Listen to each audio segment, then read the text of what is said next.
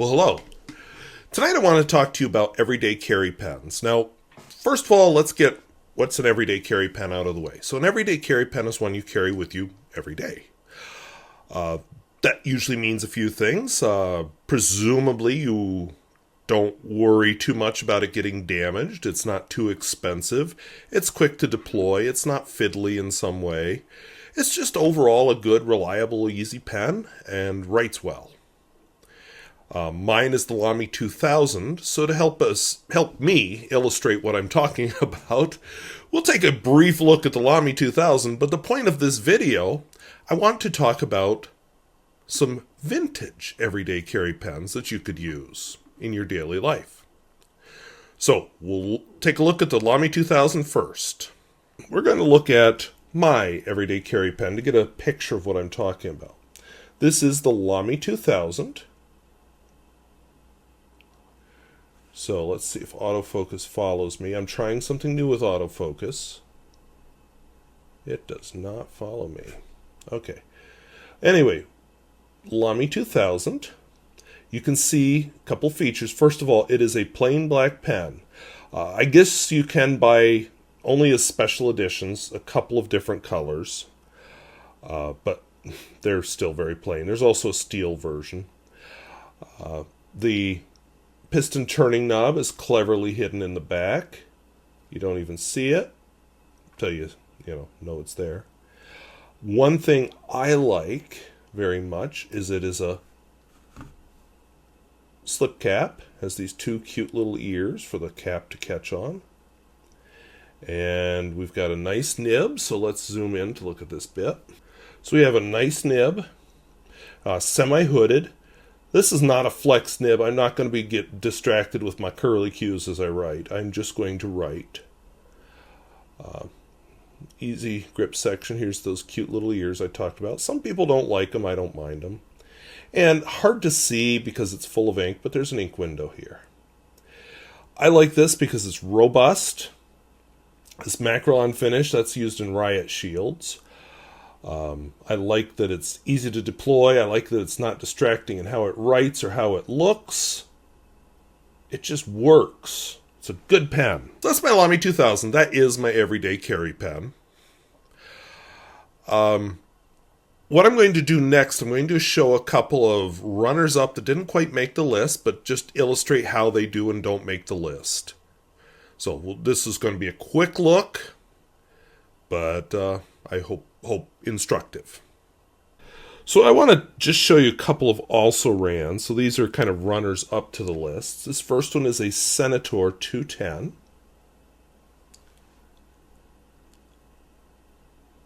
So mustard yellow because it's a pen of the 70s.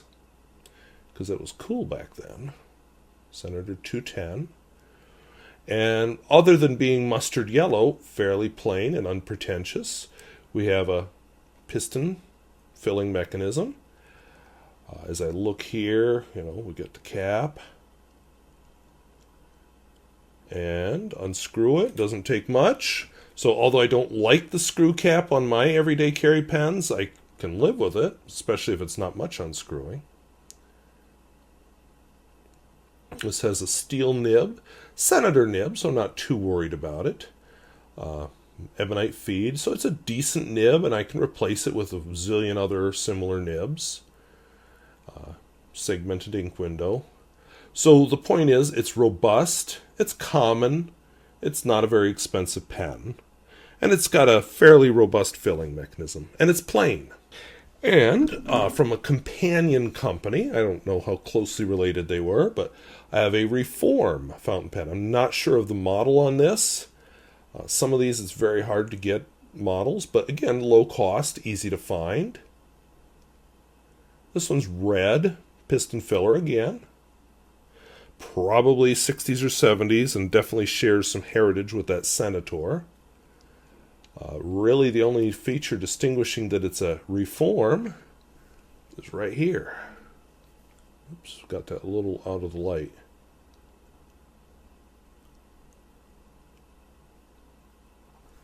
We'll try that more centrally. So you can see Reform and it is indeed a gold nib. Which, I don't know, so was the Lamy 2000. Ebonite feed, segmented ink window. Nice, pleasant pen, but again, a pretty easily replaced nib. And robust. Okay, my final example is a pretty robust pen, easy to find here in the United States, pretty low cost, and easy to fix if you're ever into that kind of thing, and comes with about 40 zillion different kinds of nibs. Of course, I'm talking about the Esterbrook J. So they come a variety of colors with this very nice finish. The main reason I don't like them as an everyday carry is I'm not a fan of this. I just don't consider this quite as trustworthy a system as others. So I don't like to travel with lever filling pens or button filling pens. So these rarely leave my house.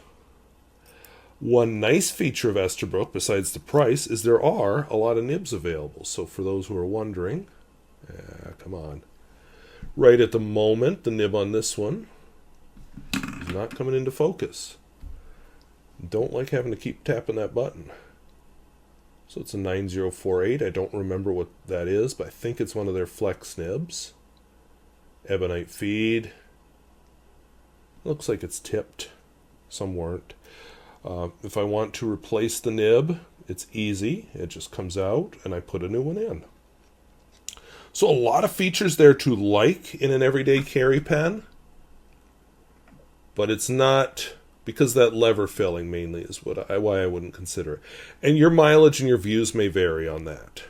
Okay, so those are some runners up, some good pens there. Now the Esterbrook especially, I was like, oh, I want that on the list, but the fiddly lever filler mechanism is just not one I consider in the modern day and age suitable for everyday carry. Sorry for those who are fans of that mechanism.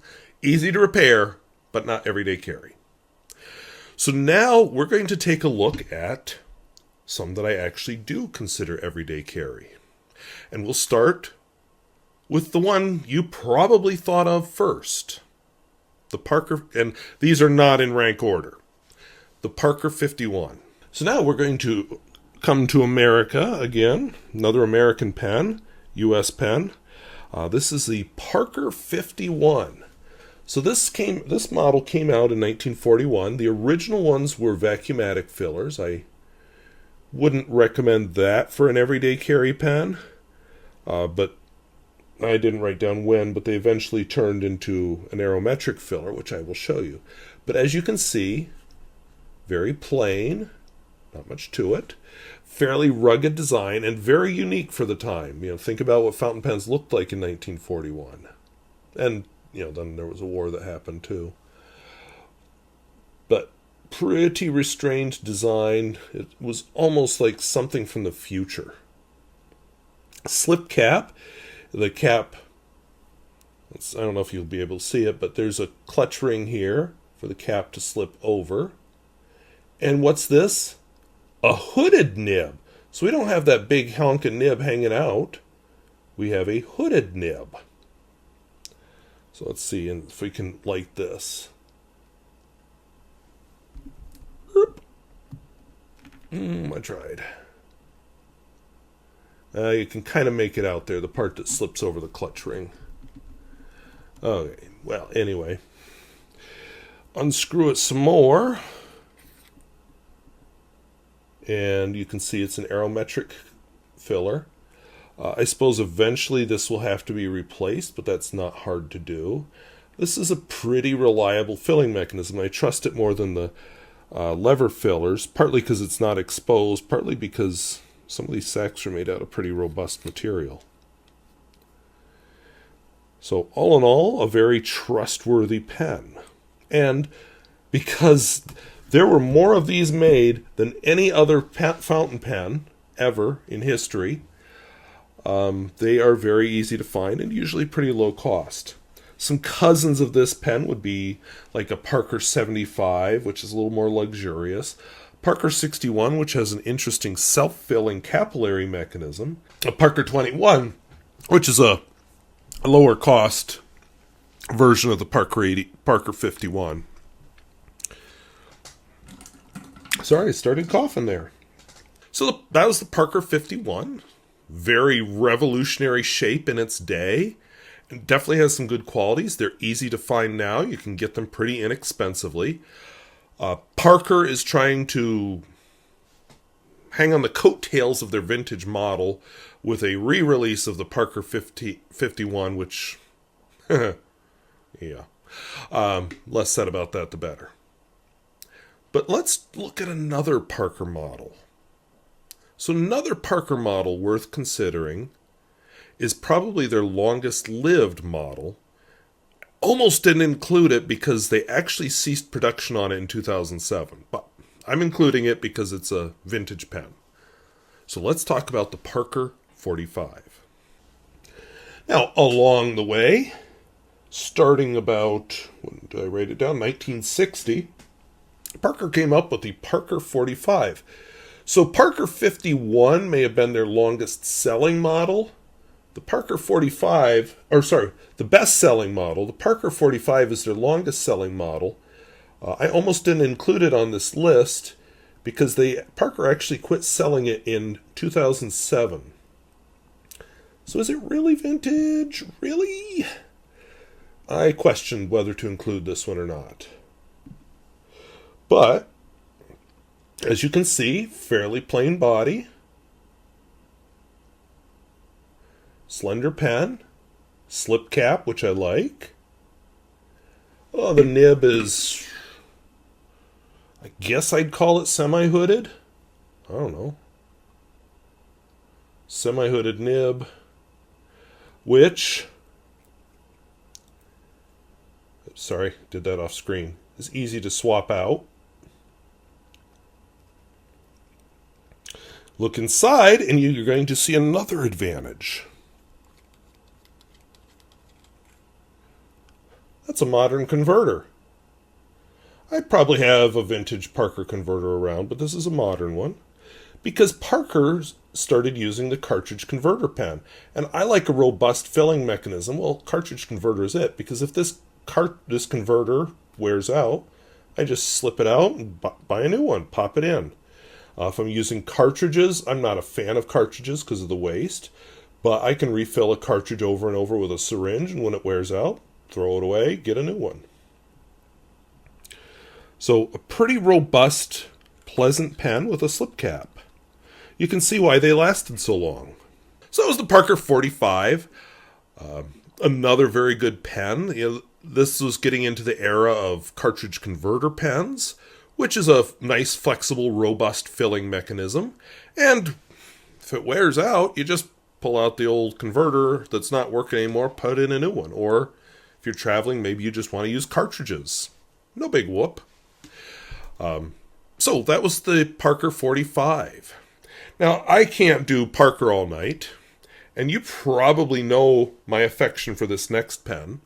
I want to talk about... See, I'm smiling. I want to talk about the Aurora 88. Now, with the advent of the Parker 51, there were imitators in several places, some more successful than others. One of the successful imitators, see, it's not new to modern fountain pen world, was the Aurora 88. This is one of the early ones. Like the Parker 51, it has been reborn. It was reborn in the 90s. Also is a good pen, but a much more expensive pen. And you can see it took the idea of the rounded design. This one is in good shape. My other one, the piston turning knob is made out of ebonite, and so is this bit, the section. And the piston turning knob is very faded with age, but this one has fared better. Slip cap again, but it's more of a friction fit slip cap. We have a semi-hooded nib. They came with several choices. Some were flexible, most were not. My other one is flexible, this one is not. Segmented ink window. Piston, obviously. There it is. And I got a surprise for you about the piston that makes me absolutely terrified if I ever have to fix this pen. Get this close enough. There we go. What? What? Piston's down. There's no gap there. So when I fix it, this little bit of plastic's going to have to come out, and there's a screw under there. Now, for comparison purposes, here on this Reform, most pens leave a gap. So a very attractive pen. This is a Nick actually, I can't remember. One of them is a Nick Argenta finish. That was the original. And I don't remember the rest of them. Now, an imitator of it from Aurora was the Aurora Duo Cart. Now, I don't have the vintage Aurora Duo Cart. But, if you're not feeling that vintage Aurora 88, the vintage Aurora Duo Cart looked a lot like this. In fact, I bought this when it came in the vintage box, because they were doing that for a while. Slip cap again. Semi-hooded nib. Steel. And it looked basically like this. The difference was, they took a cartridge, but there was like a dual cartridge holder in there. I don't remember if they took a converter. I wrote it down, but not here, so I don't know. Maybe one of you knows. But a very nice alternative that would probably sell at a lower cost. The modern Aurora Duo Cart, which this kind of is, there's a newer version than this one out there now, is very similar to the vintage. So the Aurora 88 is a fun Italian pen. It came in several nibs, some of which were flexible. This was possible due to the semi-hooded design. I have one that's flexible and one that's not. But a very robust pen. And again, Aurora brought them back, I think more successfully than Parker with its 51. The Aurora 88 was reintroduced in the 1990s. It's still a piston filler. It's just a more expensive pen, let's say. I feel like I'd be doing my channel a disservice if I, just checking my time here, if I didn't mention the Kaweco V series of pens. Now, I just have one out, a Kaweco V16, but a very robust German series of everyday carry pens. One fault to them, but, I have been able to find them at low cost, even here in the U.S., so I would imagine my German and European viewers can find them at even lower cost, kind of like how I find the Parker 51s here. So let's take a look at one example. Now, my next pen might be a little controversial to my U.S. viewers. My European viewers, these are probably ubiquitous. And I've been able to get these at a very low cost. So this is a Kaweco V pen. We'll show you why in just a second here. But they were made with very nice precious resin bodies, just like a Montblanc 146, if you're into that kind of thing. Kaweco was actually kind of a luxury brand back in the day. So it's got Kaweco there. But very plain body. A lot of these V pens are bought just with a black plastic cap. This one just happens to have a silver one because this is my favorite one. A steel, okay. But anyway, this is my favorite one of the bunch. Unscrew it, and you are revealed segmented ink window. I always thought the blue was cool. Now they do it in different ways in the different models. The V part of it, to various levels, it's semi-hooded, and that bit comes down and makes a V shape over the nib. So the most you're ever going to get out of them is semi-flex. But wonderful, wonderful pens. And they can be had at reasonable prices. And of course, they're piston fillers. So that was one example, Parker V16S. Kaweco V16S. And now my final pen on the list, and again, this was not in rank order, just to make that clear, the Sheaffer 330 Imperial. And I'm going to show a Sheaffer Imperial with it because just as a point of comparison. My last pen of this... Oh, and should say that they were made in the 1970s and 1960s to 1970s. My last pen of this batch is a 1970s pen, maybe late 1960s. This one here, is the Sheaffer 330, sometimes known as an Imperial, but I'm going to show you a real Imperial here in a minute. One thing that I always found kind of weird is the clip seems very inadequate on this pen. But plain black pen, what more could you ask? Slip cap. We have some ears here to hold the cap in place, but let's take a look at this marvelous nib. So it's a steel nib, inlaid, which you haven't seen yet. And, there's the little ears. And unscrew it. Now this is a vintage Sheaffer cartridge, Sheaffer converter. But those of you who know Sheaffer, the modern one fits in here just fine. I just thought it was cool that the vintage one still worked, so I thought, well, I'm using it till it quits working. So, again, a cartridge converter pen. Fun fact about this pen, I had first day of school one year, back when I used to take more pens to school, now I don't. I forgot to put my Lamy 2000 in my pocket. Well, I had this one sitting ready in my bag, so this is my everyday carry pen for the first day of school, and I really liked it. It's a lightweight pen, very nice. Now I'm going to show you a slightly more expensive cousin of it. Now I'm going to show you a slightly more expensive cousin of this pen. This is a Sheaffer Imperial. Again, slightly inadequate clip. Same idea. We have a black plastic body. Very plain. Squared off end if you're, into that kind of thing. Slip cap.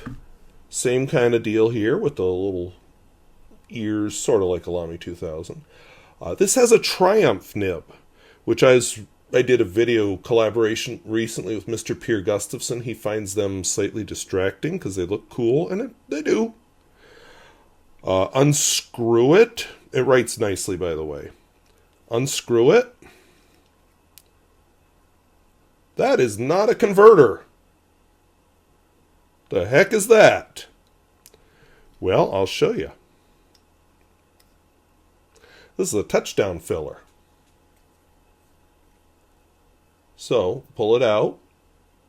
Some touchdown fillers, you have a hole on the end to cover. This doesn't have that. And push it in, and you hear a hiss of air. So what that does is it compresses the sac in there. And then when that hiss of air happens, that's when air gets in. And air... then the ink can go up, it gets sucked up into the pen. So I'll do this by the microphone so you can hear it. One more time. So, yeah, it's a touchdown filler. Now, I didn't put this, I wasn't originally going to show this one, but while setting up for this video, I got inspired to write with this pen, so... Now that I've done that, I can write with it and enjoy it. So those were some Sheaffers. So I hope you got something out of this. Possibly don't be afraid to use your vintage pens. They like to be used. Some vintage pens are fairly easy to replace. I mean, there's no more being made, but at the moment they're pretty easy to replace. And they give you a good writing experience and all the features of an everyday carry pen that you would be looking for. So I would just ask, do you have a favorite vintage everyday carry pen? Or a favorite modern everyday carry pen? Let us know down in the comments. And I would also be interested, because I want to do this as a video down the road here. Do you have any ideas for what does everyday carry mean? What's different from everyday carry, daily workhorse, daily driver, those kind of terms? So I would welcome comments on that down below as well. So I want to thank you for watching. We'll talk to you later. Bye-bye.